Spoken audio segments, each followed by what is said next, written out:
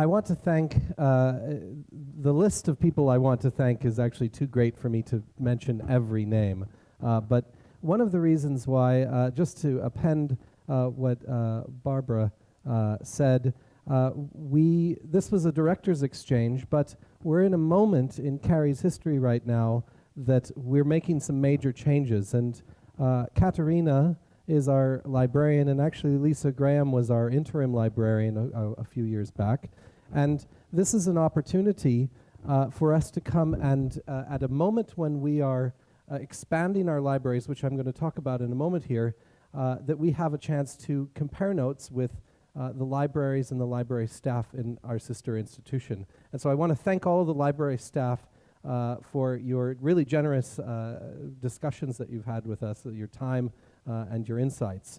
Also, I'd like to thank Sarah for setting this up, and Glenn, and for showing us around, and of course, very importantly, Barbara, who has arranged this, and it's really great to make good on the ACOR donation to our centers that have made this trip possible. So I also thank you all for coming out this evening. Since I've arrived here just a couple of days ago, I've noticed that this topic, public archaeology, has garnered quite a bit of attention, and I'm glad to hear it. It's something that I wasn't sure had the same resonance all over the world, but I think that this is something that we're increasingly paying attention to. And what I'm going to talk about is two different ways that I, as the CAARI director and as also an excavator and an archaeologist, are dealing with some of these issues in a Cyprus context. And hopefully you might get something out of it. To reiterate, CAARI is a nonprofit organization in Cyprus since 1978, and we have, just like ACOR, we have fellowships, we have a library, we have laboratories. We support excavations and research in Cyprus for all Cypriots and for all international people. Unlike some other countries, here included, and I'm glad to see the directors of several of the institutes here in Amman. In Cyprus, there's only CAARI, and that means that we are across an intersection for all international scholars and all Cypriot scholars to come and use our facilities and to consult with one another. Our library dates to as early as our institution. It's been building slowly over the years. And in fact, it predates the universities that teach archaeology on the island by a fair margin, in fact. So we've been around from the very beginning of academic archaeology as a discipline in Cyprus. And now the University of Cyprus, the University of Nicosia are very, very good institutions, but we still have this very close connection with the Cypriot community. But as you'll see in a moment here, we are at capacity. We have no more room on our shelves. They're buckling under the weight of our books. And I'll show you some photos of our lovely building that we purchased in the 1980s and moved into on June 10th, 1991 was our inauguration of that building. So exactly 25 years later to the day, on June 10th, 2016, we are going to be inaugurating the biggest expansion of this facility since we moved into it. And the building is peculiar in that it's a historic building, built in the 1930s as a patrician household for a family. It was subsequently made into apartments, divided up into different spaces, and then became a bit run down by the time we came across it. A very generous donation allowed us to purchase it outright, and we renovated it, restored it to its household feel as a single house, and we now have residence upstairs, which has 8 rooms, up to 16 people can stay there. We have this library, which we've now renovated, and a bunch of historical features like these lovely tiles in our lobby that date to the 1930s. But because this is a historic building, we can't alter it, we can't change it. So it was a real challenge for us to deal with our library. Now, I should just remind you that the difference between, and this will become a little bit important later on in the talk, the difference between a looter and an archaeologist is publication. It's one of the main differences, at least.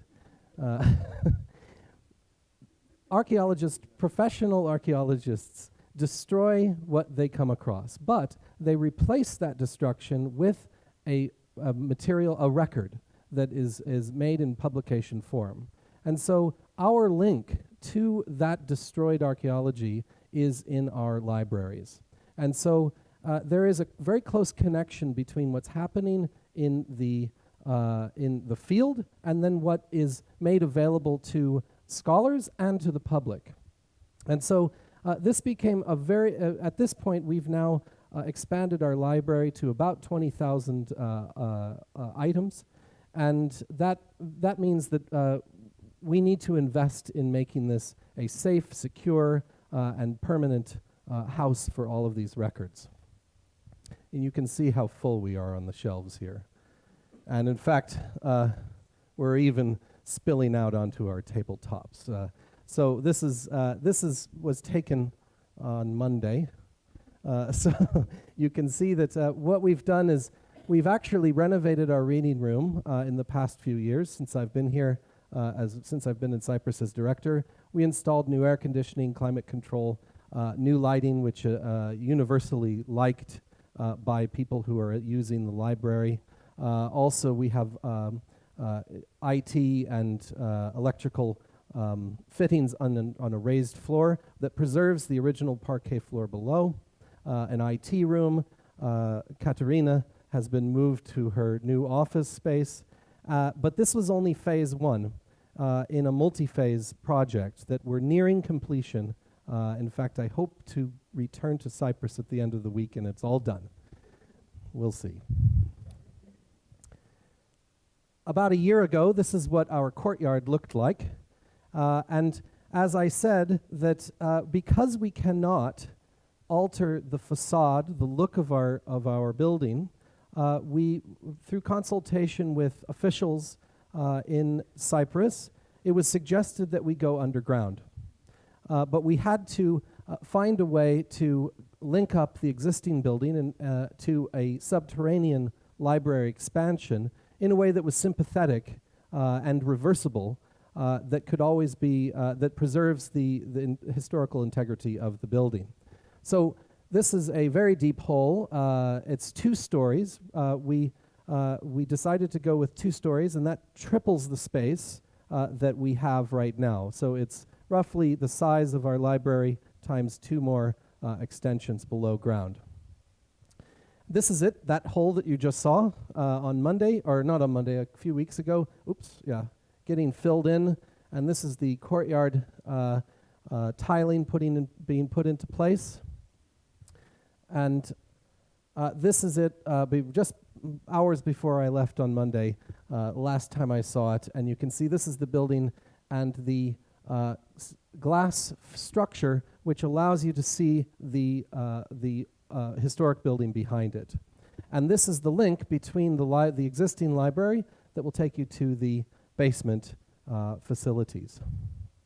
Now, I'll talk over this. This is a video that I took, which will give you a little better feel, because I found that my photos just weren't big enough for what we've been doing. So, oops. I need the cursor. Here. So, this is looking at the interior of our library space. You can see every space is full. We are at full capacity. And to move from the existing library to the storage, below ground storage, you exit through this door, and you're still inside when you go here. This will be an interior space that's you need special access to get to from the outside. but there will be a disabled entrance. And so now disabled people can use our historic building, which was impossible to do before. And you would come up and enter the library that way. But if you want to go to our storage facility, you go down the stairs here, as I'm doing with my wobbly camera. You look around, and this will be landscaped beautifully next week. You can see that there was a lot of storage or restoration done on the facade. That we'll come to that in a moment. The windows that you saw there were for a renovated laboratory that we took the opportunity to do. And you also just saw, and we'll see it again, a book hoist that a trolley can go up to the 2-story levels and restock the shelves when people in the reading room are done. And you can see it's a huge space, and there's the book hoist exit. And you'll see how this will be configured in a moment here. And this is one floor, and you descend to the other floor. This, you might have noticed a red canister that was up against the wall. That is for an inert gas fire suppression system that will be released if there's ever a fire. And it's harmless to humans, but it will squelch a fire and protect the books. This is below ground, which means it's very economical to have climate control. And it will preserve our books. And in our lower ground floor will be our archives and special collections, our rare and historic books and items. Yes. And this will permanently fix our needs. It better. But it also means that we need to fill this space. So this is also an opportunity for us to advance further.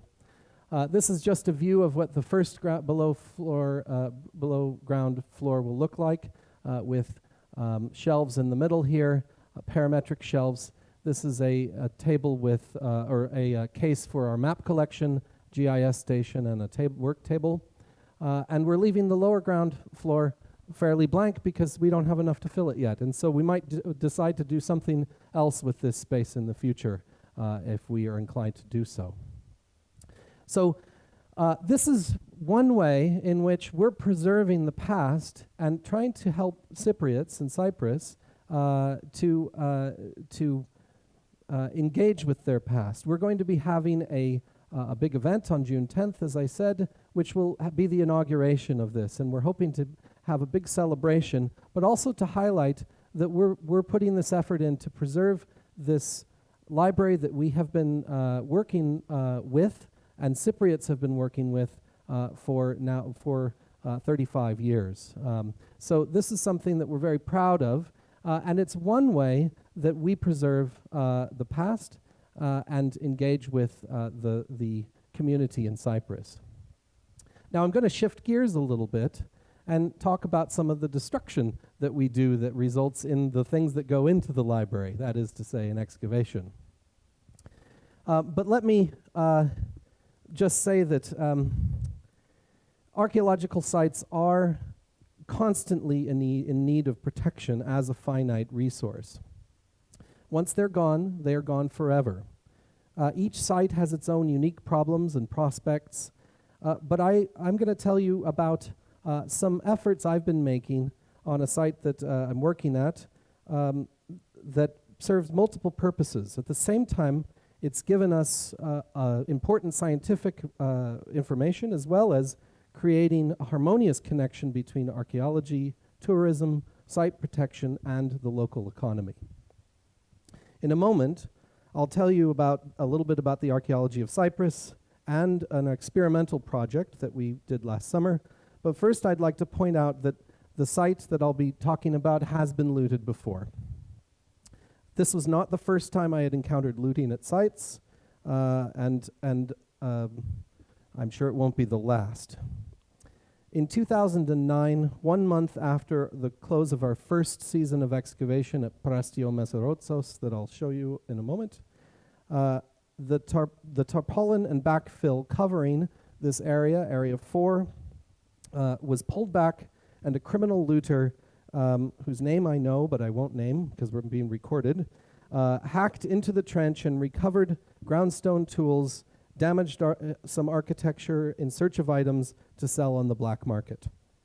He found nothing valuable, of course, as this was a prehistoric trench dating before gold and jewels.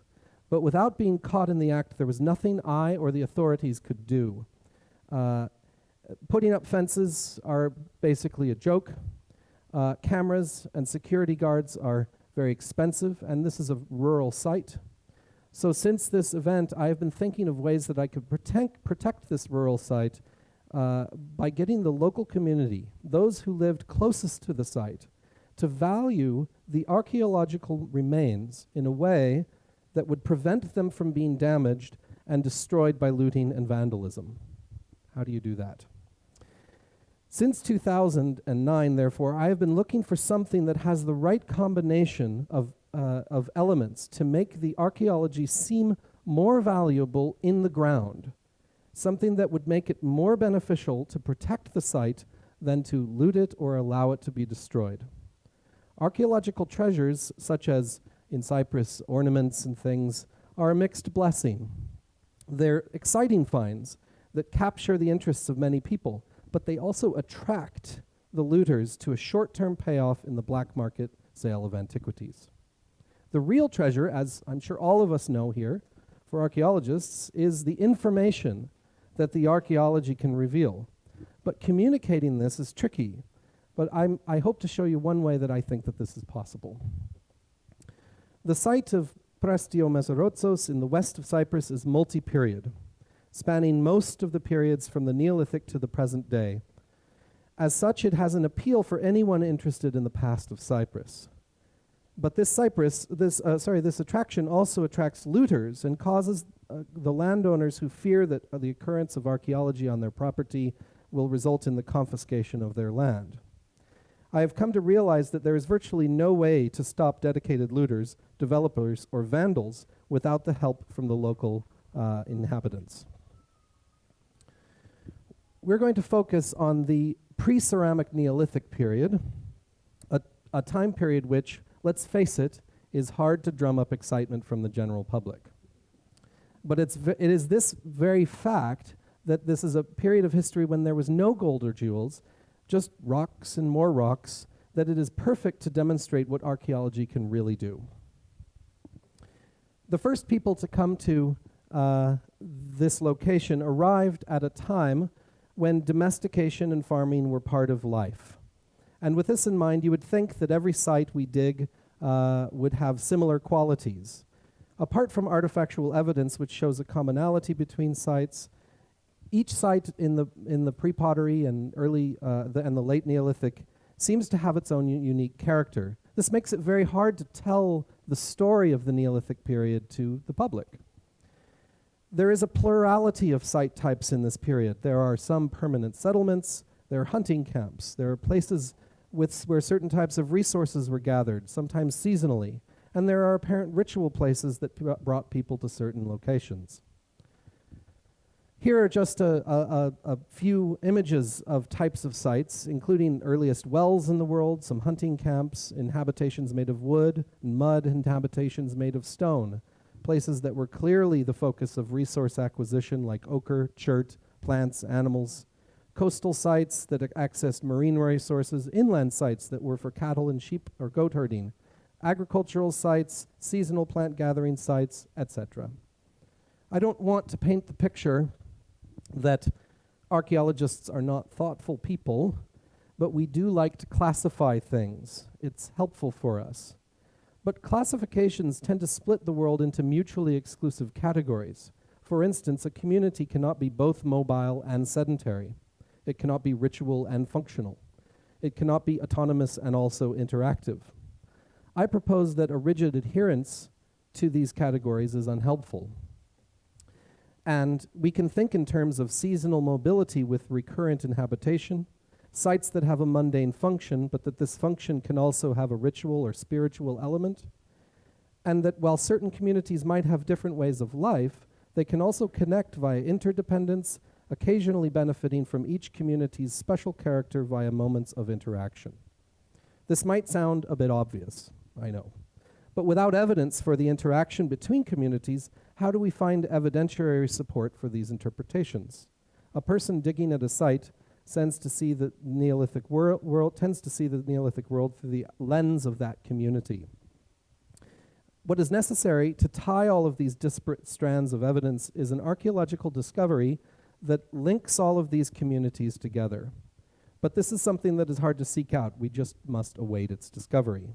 In a moment, I will show you what I think is just that kind of discovery. So how does Prastio-Mesorotsos fit into its landscape? And you can see it's in the west of Cyprus here, located about halfway between the coast and the highest mountain here.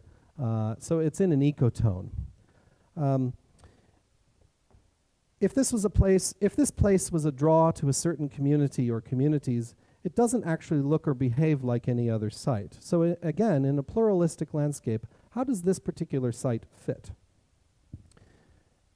This is actually just a list of the periods.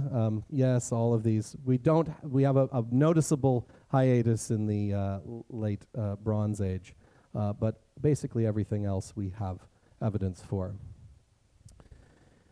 Prastio was in an ideal spot, really. It was resource rich, especially in terms of the Mammonia geological complex. Every type of stone or soil was available here. It's also in an ecotone between the upland forests and the lowland plains, and it occupies a place where the river slows down, creating an ideal spot for feral pigs and seasonal migrating waterfowl. The river was also perennial, and the rock itself was very visible. The rock around which the site surrounds was very visible, which is advantageous for hunting, connectivity, and as a regional focus.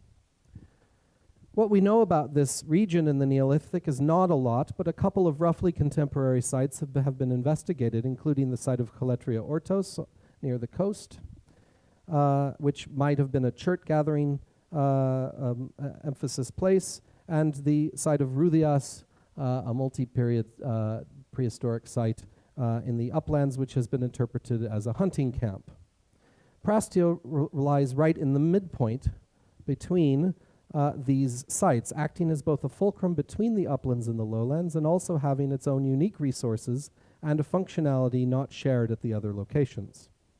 So from the immediate vicinity, we have the evidence for seasonality and mobility from each of these sites. Some of the reasons for this mobility we can presume were hunting, resource acquisition, including agriculture and gathering, and herding. There is no evidence for hierarchy or central authority, so the plurality of sites in this area must have meant that there were different zones that would have required exchange. But what evidence do we have for these negotiations, interdependence, and multiple communities coming together? To understand this, let us take a look at a portion of the site which has some of the earliest inhabitation around the rocky outcrop. This is the earliest, where the earliest settlement is, and we'll look at this Area 7 right here. And here's a dramatic view of Area 7 from the top of the rock. It's situated between, Area 7 is situated between the two peaks. I'm standing on one, and this is the other smaller one, of the rocky outcrop on a flat saddle, which acts as a virtual amphitheater. And is sheltered, and a sheltered area right at the heart of the big rock.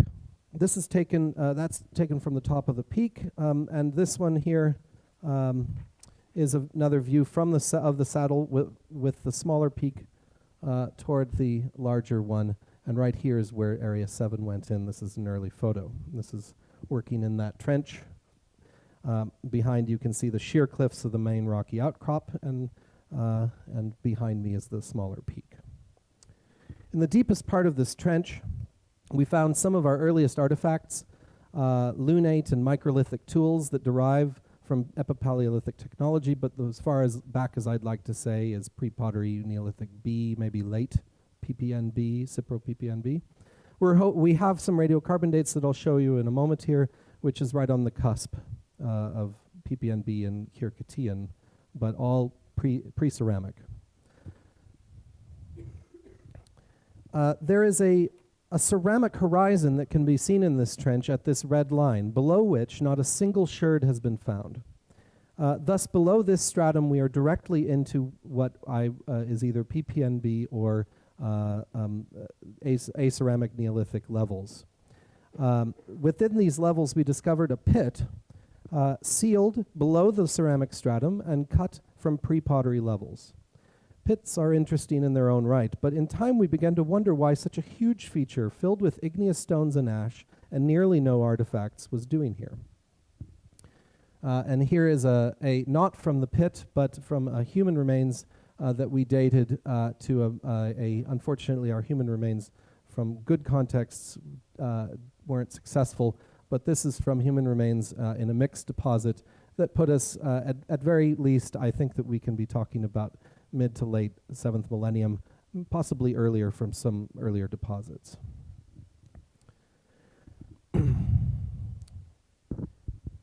It took the team 3 full seasons to excavate this 3-meter diameter, 1.2 meter deep pit. It was full of stones, 90% of them igneous, either basalt or diabase, and ash, with just a few worked stones, some chipstone, a couple groundstone tools, and like rubbing stones, and a few fragments of animal bones, mostly pig, followed by deer, and then sheep or goat. In 2004, we got to the bottom of this pit and discovered that it was not only filled with stones, but lined with stones as well. Flat igneous stones lined the entire pit and were carefully placed and set into the sides. The stones had been selected as large and flat, and all the stones, both the liners and the fillers, showed signs of having been burnt in situ. This was a fire pit. But why those lining stones and the filler stones? Evidently, the fire went into the lined pit, and the filling stones were placed upon this fire. My thoughts immediately began to turn to cooking. In the Neolithic period, however, it would be hard to imagine any community larger than a few score individuals. If it was an oven, it was not for simple daily meal. It was for a massive inter-community feasting. This is a strong statement, I'm aware. So we decided that it would be worthwhile putting this idea to the test. From a purely archaeological standpoint, there was good reason to do this experiment.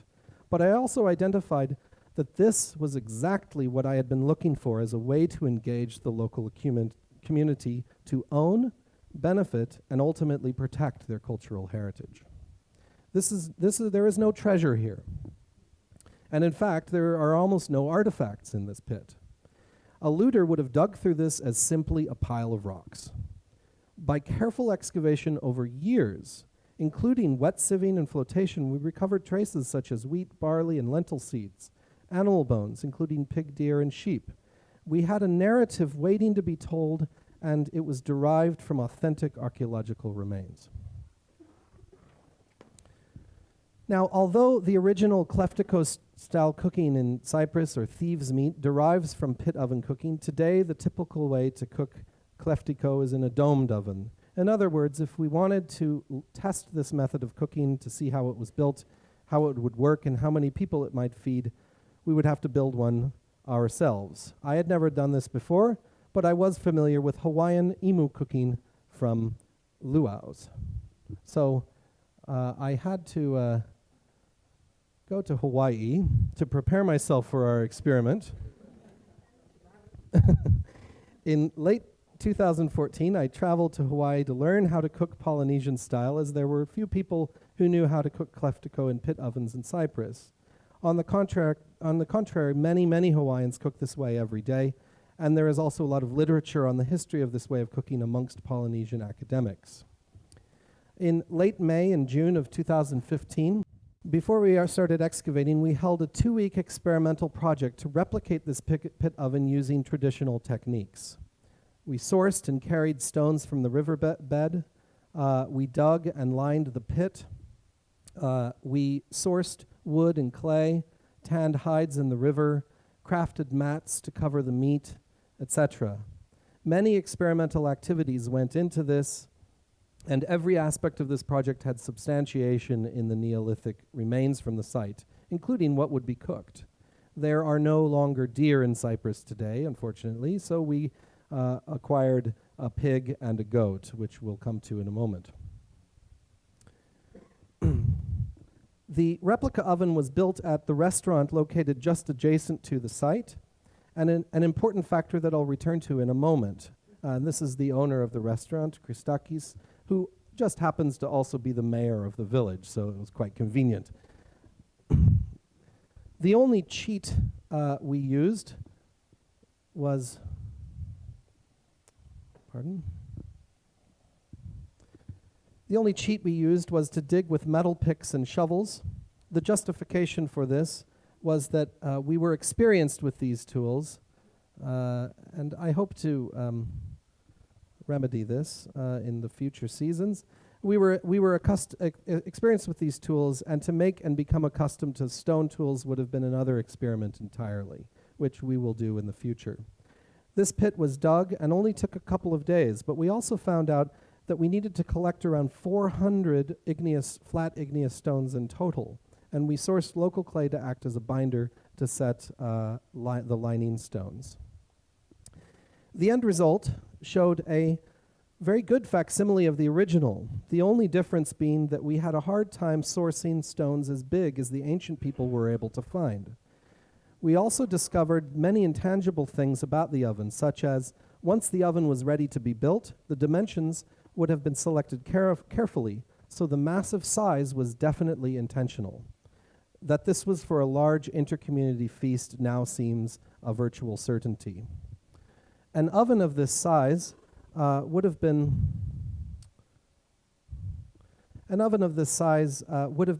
expensive in ancient terms, as it would have consumed a great deal of wood and other resources. There would be good reason to build a smaller oven if this were for domestic scale construction, let alone this being at the limits of how large an oven of this kind could be in terms of the ability to cook meat. A fire would have had to have been going for 4 full days. On the first day, a fire would have been lit and maintained for 24 hours to dry out the soil. The second day and night, a fire would have been maintained to create charcoal, and on the third day and night, a fire would have been lit on top of the oven while the meat was cooking. Thinking about how 4 full days and nights of a huge bonfire brought up thoughts of what it would have been like to have participated in this ancient feast. One can imagine dancing and storytelling, intermarriages between people from different groups. It definitely would have been a good party. Briefly, the method of cooking was as follows. We lit a fire to dry out and heat the surrounding soil, and the igneous stones lining the pit oven. Then the charcoal was made by lighting a fire of Mediterranean cypress and wild thyme kindling, which turned hardwood, lemon, and carob placed into the charcoal, and placed below and turned that into charcoal. A whole pig was stuffed with bulgur wheat, wild fennel, and wild oregano, and wrapped in wet burlap. The goat was chopped into pieces, flavored with wild oregano, and wrapped in goat hides that we tanned ourselves. Once the charcoal was formed, on day 3, igneous stones were put on top of the coals.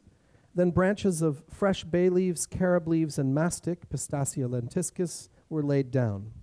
The meat was placed in the oven and covered by more leaves, and then stones were placed on top with a mud-clay mixture. To top it off, a fire was lit to bake the mud into terracotta and to seal the oven and to trap the heat within. And what we learned is this is actually a method of steaming rather than barbecuing. On the 4th day, we were ready to eat. I have to say that at this point, I had no idea if it had worked. We had invited hundreds of people, and around 180 to 200 people showed up. When we pulled out of the meat out of the ground and we saw that it had worked, I was awash with relief. It was a very ceremonious unwrapping, and these are some of the people that, this is Yorgos Dimitriades and Christakis, the owner of the restaurant, who were instrumental in helping us.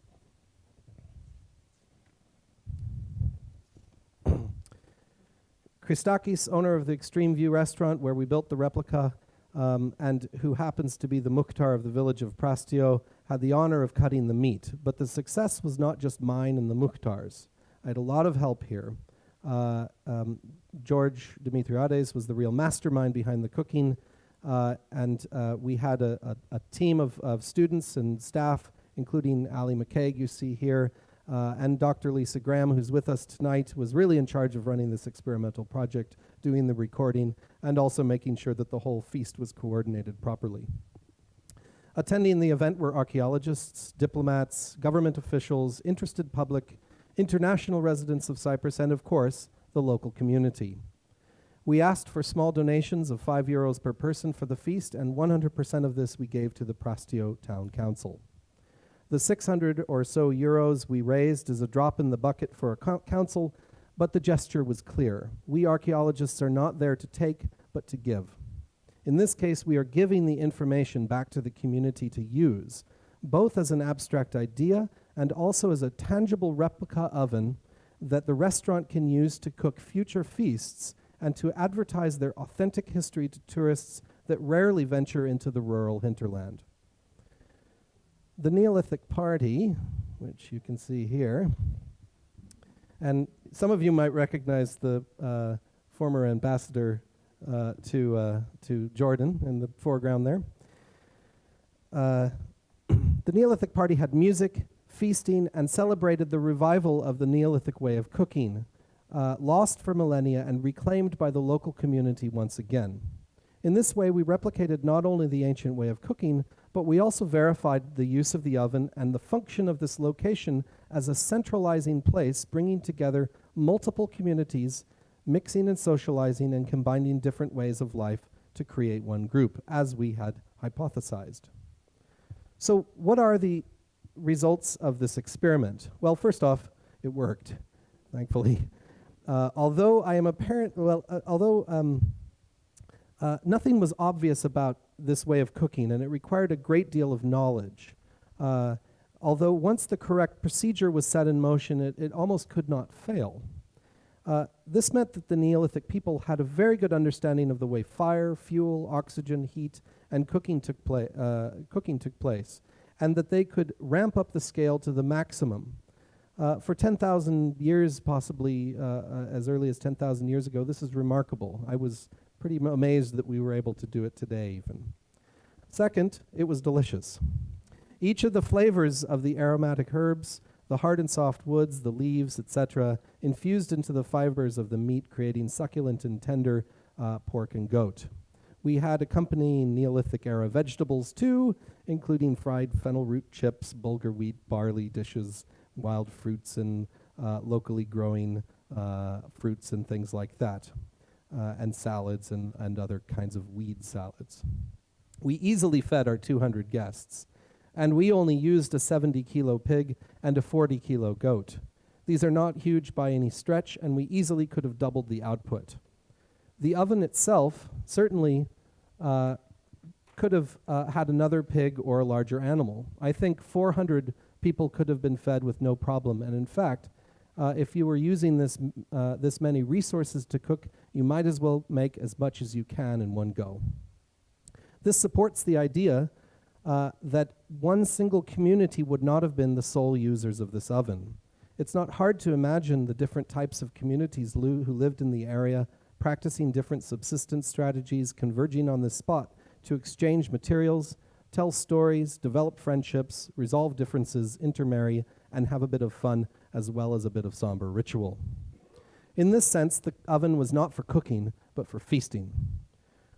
We've also found evidence for a smaller domed oven that we think was on the site from the similar period that we think was for everyday cooking, and we'll investigate that feature this summer. We don't have any direct evidence for what kinds of activities would have been involved in the Neolithic feast, but our own experience acted as a guide to discussion of that topic. Apart from the basic facts of cooking meat, measuring how the oven was built, gathering resources, etc., it was the intangible experiences that told us the most from the experiment. So, for instance, stone gathering is hard work, and flat igneous stones do not occur in clusters. This was one place where we failed, and get stones as large as the Neolithic people had used. This demonstrates just how much time and effort they put into getting it right. Stone gathering was probably something that occurred constantly, and when enough stones had been gathered, possibly taking years, the actual building of the pit oven only took days. With a big group of people, the tasks would have been spread out, but it was made big for a reason, to cook big. And once the fire got going, it would have been a sight to behold. Our team did not hoot and holler around the fire every night, but one can imagine dancing and singing and drumming late into the evening. The location in the valley would have heightened the dramatic qualities, and probably at certain selected times would have signaled the surrounding communities to converge on this known and respected place. And finally, we gave this information back to the community who now lives at Prastio. In addition to being a genuine experiment that verifies their interpretations of this ancient feature, it was also a way to engage the local community to understand the history of their village and to become stewards of their own heritage.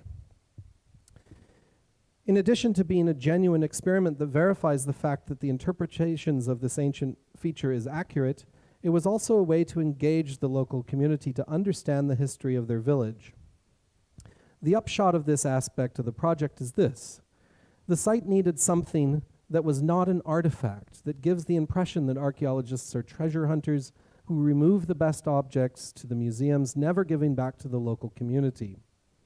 It was important that the strength of the archaeological method was highlighted. In this case, a looter would have missed the true meaning of the ancient feature. Something that was needed that showed the treasure was the information that only scientific archaeology could provide, and that this treasure was put back into the community, trusting them to be its caretakers, stewards, and beneficiaries. The information must have authenticity. We cannot force the evidence, and it must be something that has the potential to attract people to the site and to spend their money in the local area. And in fact, I'll just point out as a coda that Cyprus has a wine route, which leads right up our valley, and in fact, our site is right here on this road. So in this way, the replica Neolithic oven has created a link between archaeologists, the local community, and the past itself that creates a tangible benefit for the people who live closest to it. Christos, the Mukhtar and restaurant owner, after the feast was done, said to me that he thinks that his property is worth more as a tourist draw than his land was worth before the archaeological work began. This is very surprising to me for someone to say this in Cyprus. And evidence that this recipe for public archaeology has produced a situation where the remains are worth more in the ground than out, and where information is more valuable than destruction. So with that, I'd like to thank all of the people who've worked at the site and who are going to continue to work at the site this summer as well, and will continue these experiments.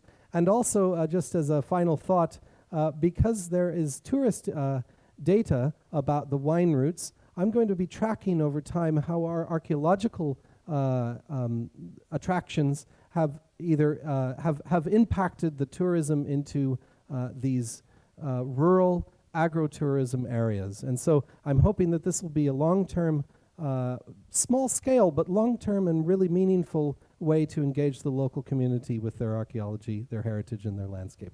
Thank you.